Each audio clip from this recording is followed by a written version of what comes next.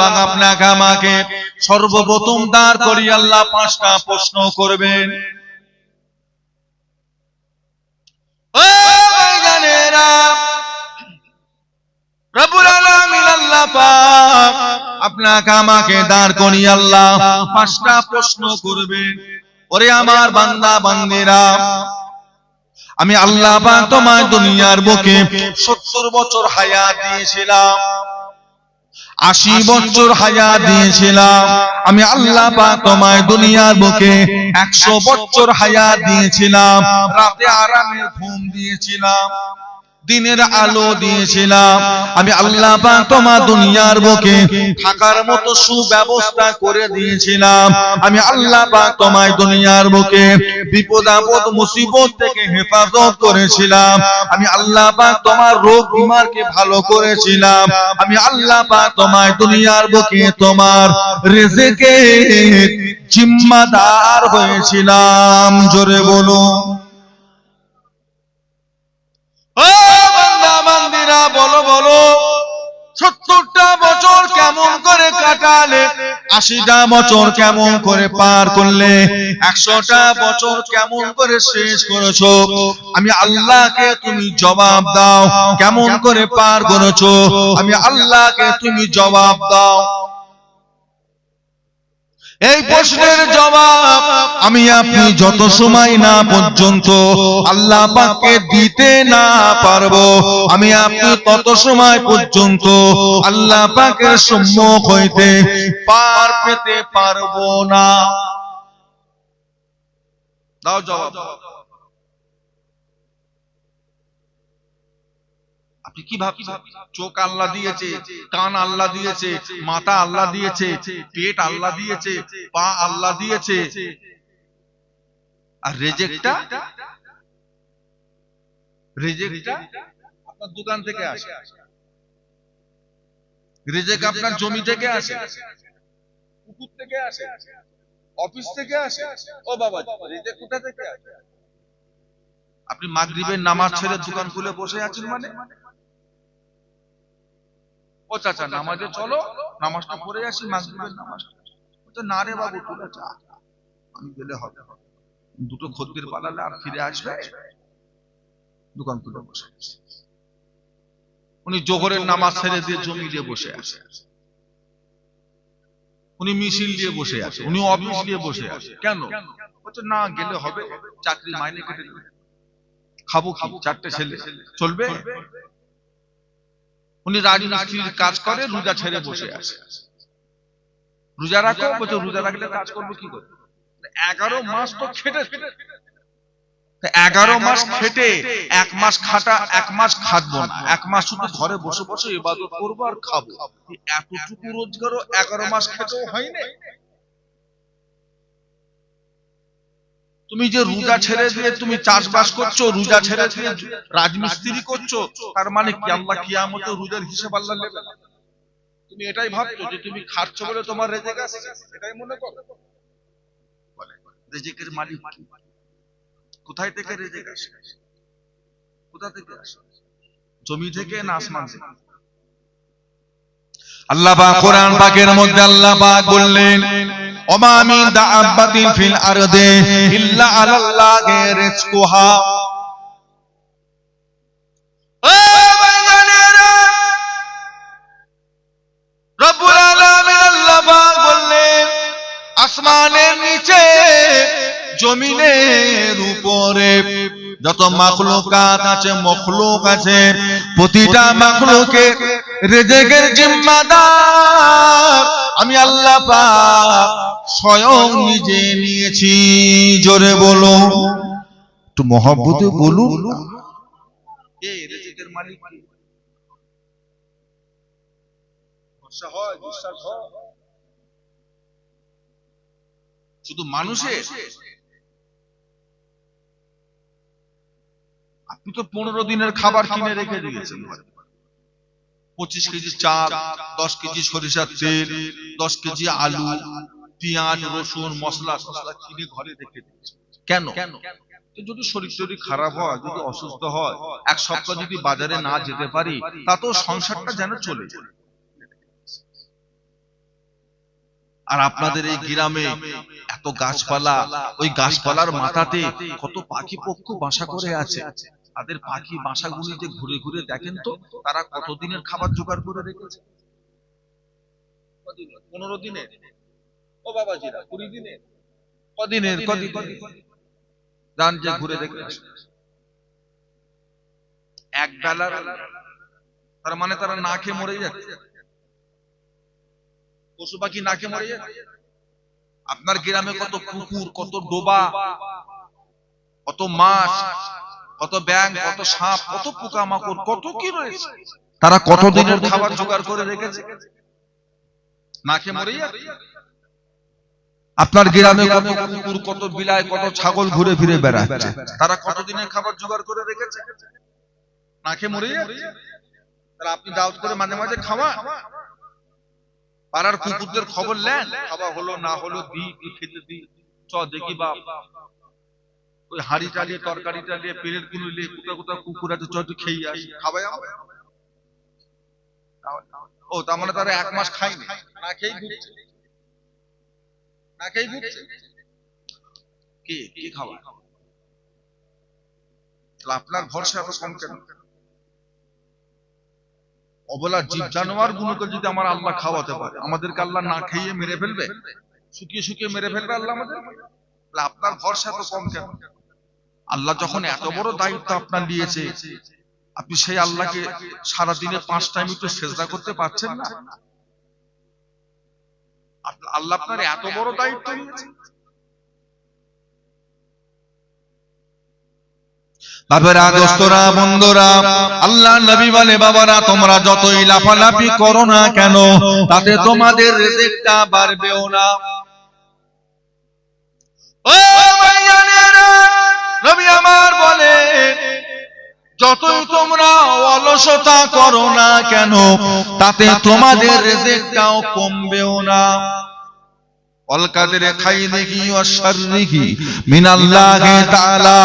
জীবনের ভালো মন্দ এটা কার কাছে, কার হাতে?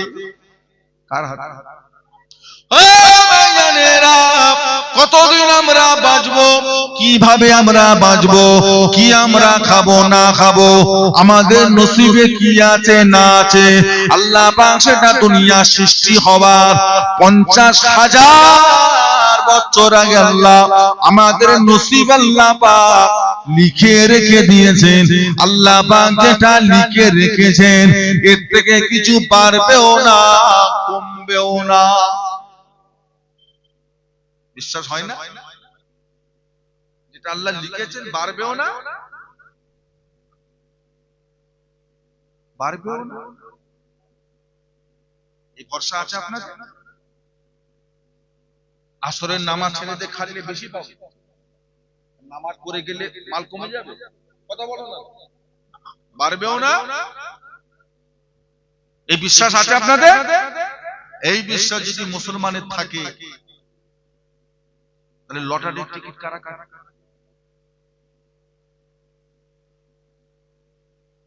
আপনাদের হামাদামা বাজারে লটারির দোকান আছে? চলে? চিন্তা কারা কাটে? ঘোষপাড়ার লোকের লটারি।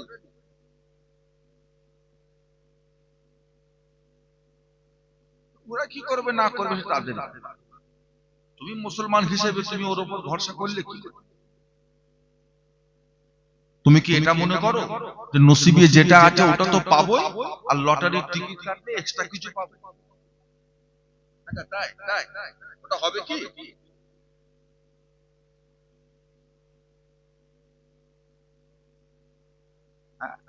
ফকির হয়ে গেল, আশাই মরে চাষা, আশাই মরে, ওর আশা শেষ হয়, শুধু বলছে একদিন পাবো, প্রত্যেক দিন কাচার বলছে একদিন পাবো, একদিন তো হবে। এই করে করে ভিটে মাটি সব শেষ। এবার দেখি ঘরের ফ্রিজ, ওটা দেখে এবার মাথায় করে দিচ্ছে, মানে ওইটা বিক্রি করে কাট কাট লটারি কাট, ফ্রিজ বিক্রি করে।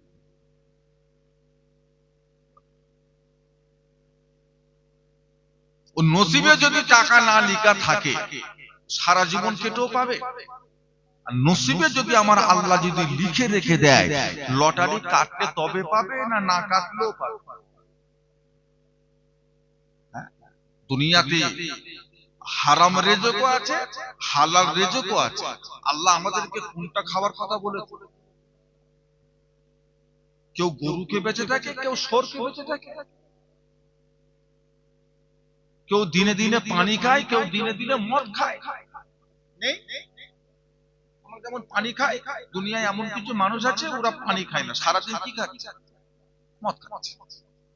পাহাড়ি এলাকা, ঠান্ডা, মানুষ পাগল হয়ে যাচ্ছে, রক্ত জমে যাচ্ছে, নিঃশ্বাস নিতে পারছে না। শরীরকে গরম রাখার জন্য সবসময় কি খাচ্ছে? মদ খাচ্ছে। মদ খেয়ে বেঁচে গেছে। সাপ খাচ্ছে, কুচে খাচ্ছে, ব্যাঙ খাচ্ছে, শিয়াল খাচ্ছে, কটাস খাচ্ছে, কুকুর খাচ্ছে, যা পাচ্ছে মেরে খেয়ে ফেলছে। আমরা পারবো? আমাদের জন্য আল্লাহ হালাল খাবার কথা বলেছেন না হারাম খাবার কথা? শুয়োর খায় না? হোটেলে পাওয়া যায় না? শুয়োরকে বেঁচে আছে। আপনি তো পারবেন না বাবা, আপনি তো পারবেন না, আমি তো পারবো না। আল্লাহ আমাদেরকে শুধু হালাল খেতে বলেছে। কোন পশু যদি আল্লাহর নামে জবাই যদি না হয়, কোন হালাল পশু যদি আল্লাহর নামে জব না হয়, সেই পশু আমরা খেতে। কোন মুরগি যদি আল্লাহর নামে জব না হয়, সেই মুরগির গোশত আমরা খেতে পারবো না। এই যে হোটেলে যান, দেশে বিদেশে যান, কাজের জন্য বাইরে যান, অনেকে বাইরের হোটেলে গিয়ে মুরগি চিকেন মুরগি যাবে না। আগে জিজ্ঞাসা করতে হবে কিভাবে কেটেছে, কিভাবে জব করেছে, কে করেছে, খোঁজ খবর। বললো হুজুর অত লিয়া যায়, তাহলে খাবার দরকার নেই, মাছ খাও, সবজি খাও, আন্ডা খাও, দরকার। শুধু মুরগি জব করলেই হবে? আর জব করার একটা নিয়ম পদ্ধতি আছে। মুরগির মাথা কোন দিকে জানে? দোকানের সিস্টেম হলো দোকানের মাথা যেই দিকে মুরগির মাথা সেই, ওইভাবে হলো। মুরগি শরীর থেকে জান বেরোইলে তখন ও ছটকাচ্ছে, ও পশম ছাড়ানো শুরু করে দিয়েছে। এই যে এটা হলো, এমন চেলিয়েছে গলা ওইদিকে, শরীর ওইদিকে, ওই জবাই করে খাওয়াচ্ছে ওইভাবে। হলো হলো তো মকরু হয়ে গেল। দরকার খাবো খাবো, যেটা জানি না খাবো খাবো। আল্লাহ আমাদেরকে হালাল খেতে দিয়েছেন, আমরা হালাল খাবো। তাতে একবারে নাই খেলাম, কি হয়ে গেছে? হালালে মজা আলাদা। গরুর বছরে বাচ্চা হয় কটা? আর বছরে কুকুরের বাচ্চা হয় কটা? কুকুর কেউ খায় না, এলাকায় কেউ খায় না, আশপাশে কুকুরের কষাইখানা আছে, কেউ খায় না। গরু গরু গরু ও খায়, মানে এক এক দিন 4-5টা করে হচ্ছে একটা কষাইখানা, মানুষ খাচ্ছে। তারপরও কুকুরে বরকত না গরুতে বরকত? কুকুর দিন দিন কমে যাবে, 6টা-8টা বাচ্চা হলে কি হবে? বরকত কমে যাবে। আর গরু যত আমরা খাচ্ছি তত বরকত। গরু হলো হালাল আর কুকুর হলো, তাহলে বরকত কাটে, বরকত হালালে, হারামে বরকত। তওবা করে বাড়ি বাড়ি চলছে সুদের কারবার, সুদ, বন্ধন ব্যাংক, গ্রুপ লোন, মহিলা সমিতি, পাড়ার ভিতরে 2-5টা 7টা 10টা বাড়ি ছাড়া বেশিরভাগ বাড়িতেই সুদের কারবার। সুদ, সুদ যে হারাম এটা হাদিস দিয়ে না ইজমা কিয়াস দিয়ে না পীর ওলি আল্লাহদের কথা দিয়ে না আল্লাহর কোরআন দিয়ে? একটা সুদ হারাম কে করে? একটা সুদ হারাম কে করে? আল্লাহ রাসূল বলেছে যে 1 টাকা সুদের মাল ভক্ষণ করলো সে যেন তার নিজের মায়ের সাথে জিনা করলো। বলুন নাউযুবিল্লাহ। কি কঠিন গুনাহ, কি কঠিন গুনাহ। সুদ, রিবা, তাকে ইংরেজিতে ইন্টারেস্ট বলে আর মুনাফা বলে আর যাই বলে, ওটা সুদ, ওটা হলো সুদ।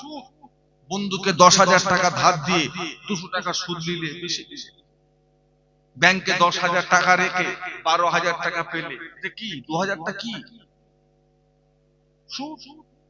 ওটা আল্লাহ আমাদের জন্য কি করেছে? ওটা আপনার মেহনতের পয়সা নয়, সুদের টাকা। ওটা বাদ দেন, ওটা ফেলে দেন। বাচ্চা কাচ্চাকে খাওয়াবেন না, মা বাপকে খাওয়াবেন না। হালাল খান, বরকত আছে, বরকত আছে। আর ওইটা যেই ঢুকাবেন বরকত কমে গেছে। কি হবে ওতে? কি হবে? টাকা বেশি দরকার না অল্প টাকায় বরকত দরকার? বরকত দরকার, বরকত। এত কি হবে? ফেরাউনের অনেক সম্পত্তি ছিল, ওই সম্পত্তিতে বরকত। কিন্তু হযরত আলী রাদিয়াল্লাহু তাআলা আনহু ফেরাউনের মতো অত সম্পত্তি ছিল না, কিন্তু ছিল, তার সাথে আল্লাহর বরকত ছিল। জোরে বলুন সুবহানাল্লাহ। তবে বাবেরা, ভাইরা, দোস্তরা, বন্ধুরা, আল্লাহ পাক নসিবে যতটুকু দিয়েছেন এর উপরে আপনি সন্তুষ্ট হয়ে যান। ও ভাইজানেরা, কাজ কামাই করেন, খাটাখাটনি করেন, আপনাকে মানা করা হচ্ছে না বাবা। তবে যতটুকু যা করবেন আপনি হালালের উপরেই করবেন, হারাম ভাবে করবেন না। ব্যবসা বাণিজ্য করেন, মানুষকে 1 কিলো চাল আপনার দোকান থেকে কেউ কিনতে এসেছে, সামান্য যদি কম দেন, যে লাভটা আপনি করলেন ওটা হবে সুদ, ওটা আল্লাহ হারাম করেছেন। তবে যদি আপনি সমান সমান দেন, এটা জায়েজ হয়ে যাবে, জায়েজ হয়ে যাবে। আল্লাহ নবী বলেছে, বাবারা তোমরা যে পরিমাণ মাল দাও, মালের পরিমাণটা সামান্য একটু বেশি করে দাও, সামান্য বেশি করে দাও। সামান্য বেশি দেওয়াটা এটা হলো আল্লাহ রাসূলের সুন্নাত। জোরে বলুন, জোরে বলুন। একবার ধুলে, উজু করলে একবার করে ধুলে যায়, উজু হয়ে যাবে, উজু। কিন্তু এক একটা অঙ্গ যদি আপনি 3 বার করে ধোন, উজু তো হবেই, তার সাথে আমার নবীর সুন্নাতটাও আদায় হয়ে যাবে। একবার ধুলে উজু হবে না? যদি কেউ বিনা টুপিতে নামাজ পড়ে, তার নামাজ হবে না? নামাজ হয়ে যাবে, হয়ে যাবে। তবে মাথায় টুপি দিয়ে নামাজ পড়লে আমার নবীর সুন্নাতটাও আদায় হয়ে যাবে। যতটুকু আল্লাহ দিয়েছে সন্তুষ্ট, এর উপরে বাড়াবাড়ি করবে। আল্লাহর নবী হযরত মুসা আলাইহিস সালাম একদিন একটা রাস্তা দিয়ে হেঁটে হেঁটে যান।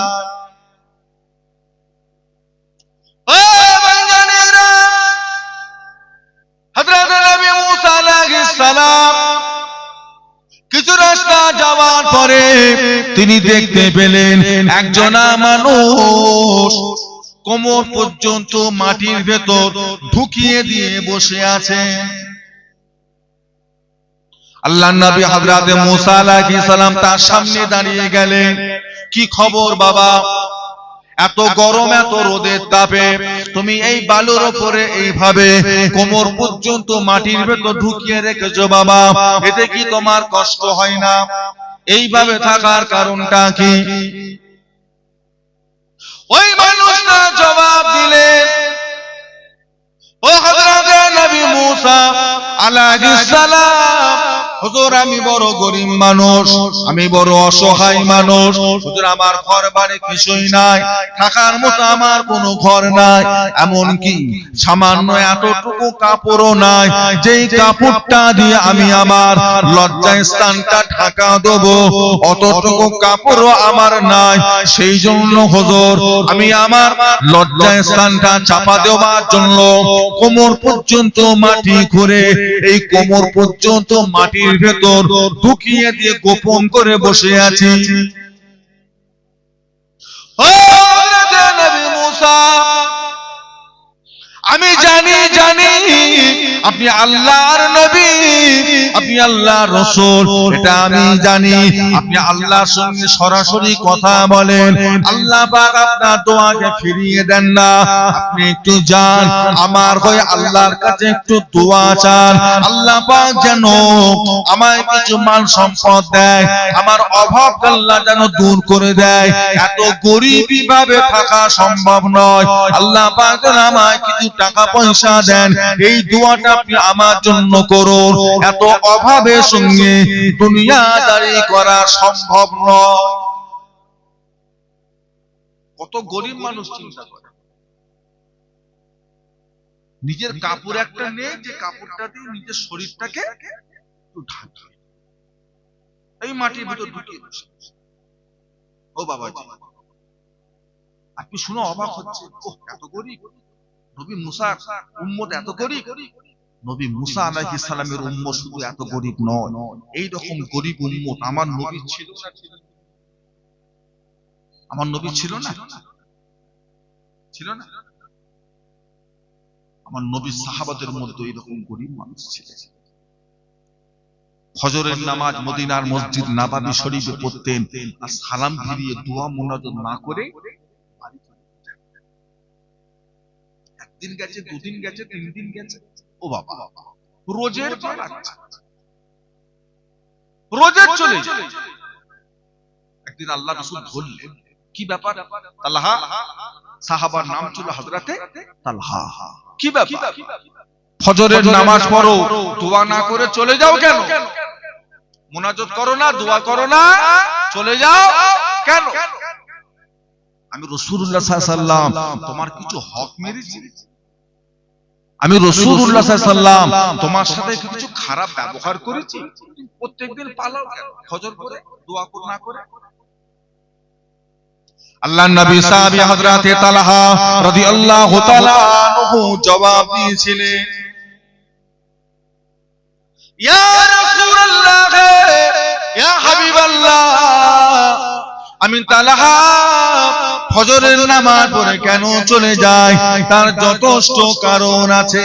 ইয়া রাসূলুল্লাহ, ইয়া হাবিবাল্লাহ, আমি আর আমার বিবি আমরা দুজনা বাড়িতে থাকি, আমাদের পরনার কাপড় হলো একটা। ইয়া রাসূলুল্লাহ, ইয়া হাবিবাল্লাহ, আমার বাড়িতে বুক পর্যন্ত দুটো গর্ত করে রাখা রয়েছে, দুটো বুক পর্যন্ত গর্ত করে রাখা আছে। যখন আমি কাপড়টা পরিধান করে বাইরে আসি, তখন আমার বিবি সাহেবা উলঙ্গ অবস্থায় ওই গর্তের মধ্যে ঢুকে চুপচি করে বসে থাকে। যখন আমি সংসারে কাজ কাম সেরে নিয়ে বাড়িতে যাই, বাড়িতে গিয়ে গুহার মধ্যে নেমে গিয়ে ওই কাপড়টা খুলে আমি আমার বিবি সাহেবার দিকে আগিয়ে দিই। আমার বিবি সাহেবা ওই কাপড়টা পরিধান করে সংসারে কাজ কাম গুলো সব সেরে নেন। জোরে বলুন, জোরে বলুন। কটা আছে আপনার পাড়ায় এই গরিব? কটা আছে এলাকায়? নেই। প্রত্যেকের বাড়ি নতুন জামা কাপড় 2-5টা করে তুলে রাখা আছে। এমনও মানুষ আছে তাদের আল্লাহ এত দিয়েছেন, হ্যাঁ,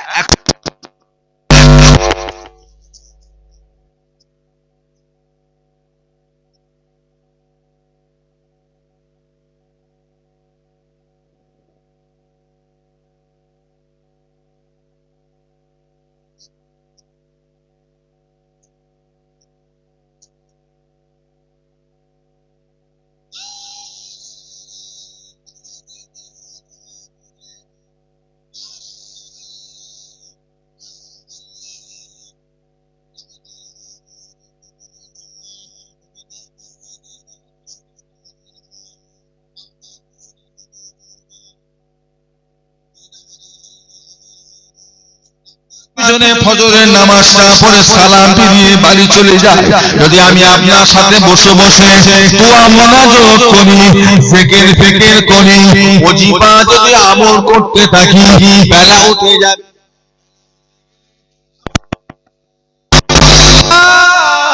ফজরের ফরজ নামাজটা তার কাজা হয়ে যাবে। দোয়া মুনাজাত করি না, বাড়ি চলে যায়, বাড়িতে গিয়ে গুহার মধ্যে নেমে গিয়ে আমার কাপড়টা খুলে আমি আমার বিবির দিকে আগিয়ে দিই। আমার বিবি সাহেবা ওই কাপড়টা পরিধান করে কুয়ার কাছে গিয়ে উযু করে আল্লাহর ফজরের ফরজ নামাজটা সে আদায় করে নেয়। জোরে বলুন, জোরে বলুন। কত গরিব চিন্তা করে,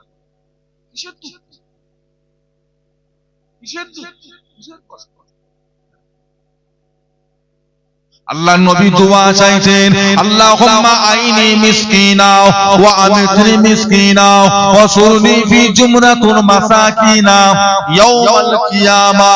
আল্লাহুম্মা আইনি মিসকিনা, আল্লাহ আপনি আমাকে গরিব হালতে রাখেন। ওয়া আমিতনি মিসকিনা, আল্লাহ আপনি আমাকে গরিবী হালতে মরণ দেন।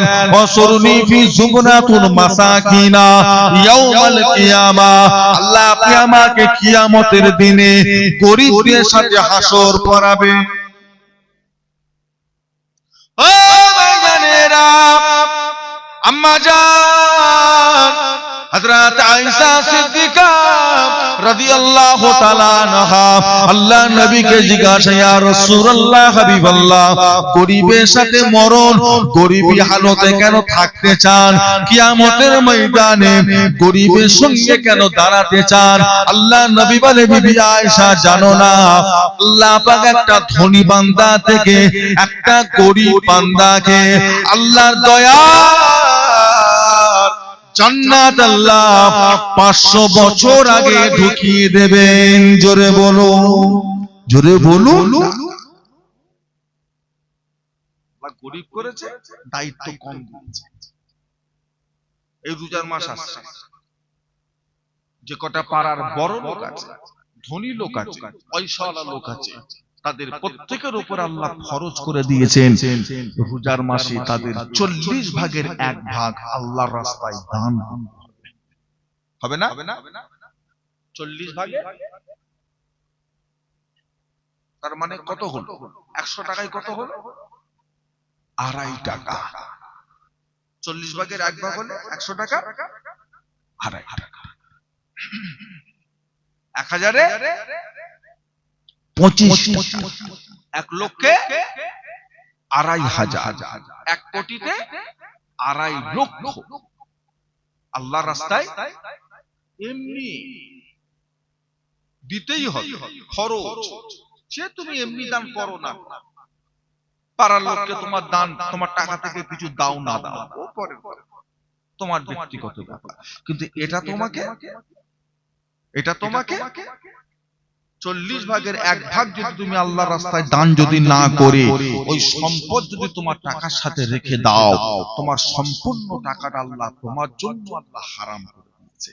ওতে গরিবের হক বার করে দাও, বার করে দাও, গরিবের হক বার করো, দিয়ে দাও। তারপর যেটা থাকে করো, ঘর বাড়ি করো, গাড়ি ঘোড়া কেন, আনন্দ ফুর্তি করো, আল্লাহ দিয়েছে করো, সমস্যা কি? বলে তুমি যাকাত না দিয়ে করবে? হ্যাঁ, অনেকে বলে আখরি জামানা বড় লোকেরা যাকাত দেওয়াটাকে এখন জুলুম মনে করে। জুলুম বলে আল্লাহ এই হুকুমটা কেন দিয়েছে? যাকাত কেন দেব? আমার কষ্টের টাকা আমি কেন দেব? ও বাবাজি, তোমার টাকা হলে কি হবে? ওই টাকার ভিতরে আল্লাহ কিছুটা গরিবের হক আল্লাহ রেখেছে। একটা বার চিন্তা করে দেখেন, পাড়ার গরিবটাকে আল্লাহ আপনাকে করতে পারতেন, আপনার জায়গায় আল্লাহ ওই গরিবটাকে বসে তখন ওই লোকটা যদি আপনার মতো যদি চিন্তা ভাবনা করে যদি বসে থাকতো কেমন হতো? আপনার পাড়ায় যদি 5টা ধনী লোক থাকে, হ্যাঁ, এলাকায় যদি 20টা গরিব থাকে, তাদের একটা আশা থাকে না যে আমার মেয়ে বিয়ে সামনে আসছে, ওই বড় লোক আছে পাড়া, যে বেশি করে দেবে, একটা আশা থাকে না? দেন, নাম করে আল্লাহর রাস্তায় কিছু দেন,